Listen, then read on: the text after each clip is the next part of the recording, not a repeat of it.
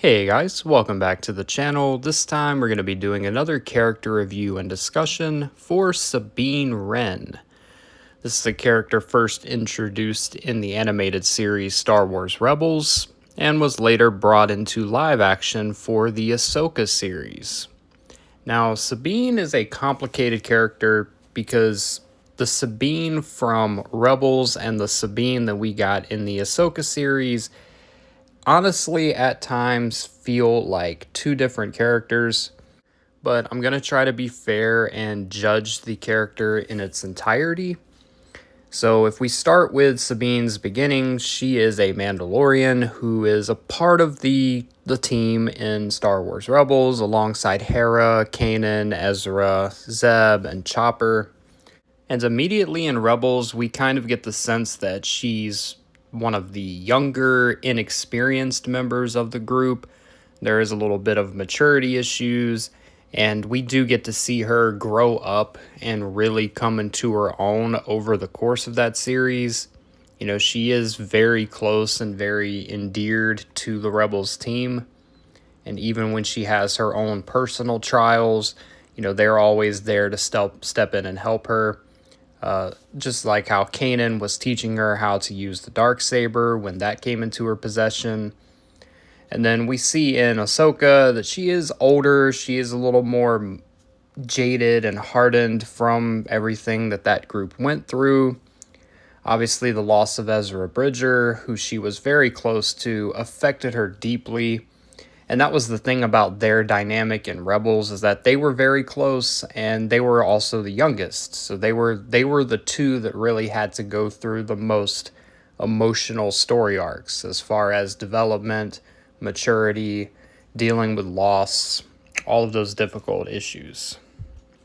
And Sabine's history with her people on Mandalore and her mother and all of these different things that kind of affected her character, it really made her a more rebellious, outgoing, very self-expressive soul.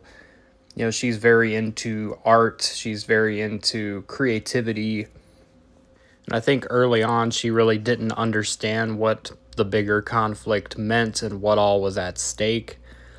But I really think through her time spent with Ezra in that series, as well as the other members of the Ghost crew, she really kind of gets an understanding of the larger scale of conflict, that, you know, this little group is only a part of this massive rebellion and this massive war against the Empire. You know, and she faces off with foes like Thrawn and Maul and becomes a part of conflicts much bigger than herself.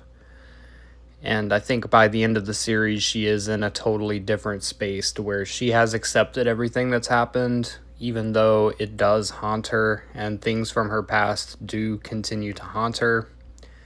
And in the Ahsoka series, we do find out a little bit of the time in between Rebels and Ahsoka that Ahsoka herself had started training Sabine as a Jedi Padawan.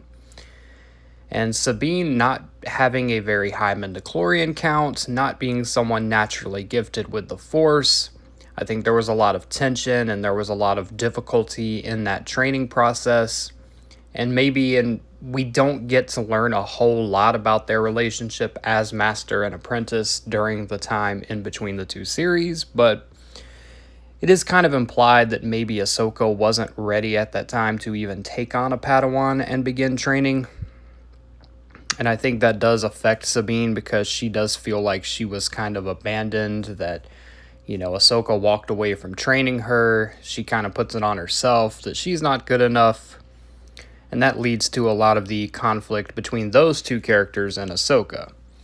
But of course, in order to finish Ezra's mission, which was to defeat Thrawn, when they find out that there is a chance Thrawn can return, they have to come back together and they have to make the right decision. Unfortunately, one of my least favorite parts about the Ahsoka series is the decision that Sabine makes to essentially choose seeing Ezra again and saving him over preventing Thrawn from coming back into the known galaxy.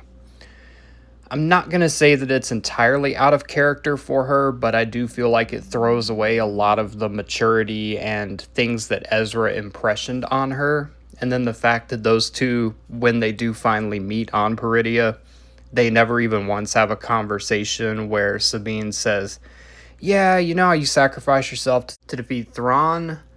Well, I kind of undid all of that because now Thrawn knows how to get back to the known galaxy, but hey, we saved you.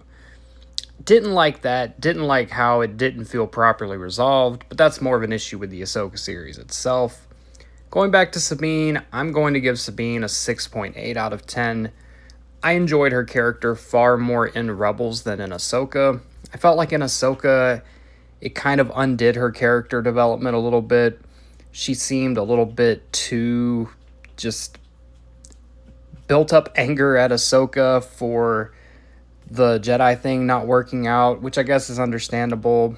But then just making foolish choices, thinking she can take on a dark Jedi with very little training, putting herself and her friends in bad situations.